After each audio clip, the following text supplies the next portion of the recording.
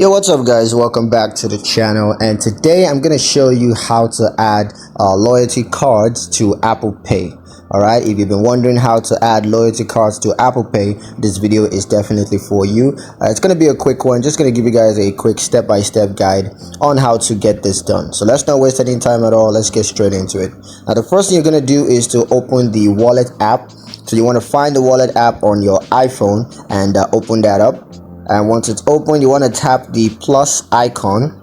So just tap that to add a new card, and then you're going to select loyalty card. So just choose loyalty card as the card type, and then you're going to need to enter the loyalty card details, including of course its card number as well as its expiration dates. And then you're going to verify the card with the loyalty program provider. And yeah, that's pretty much it on how to add loyalty cards to Apple Pay.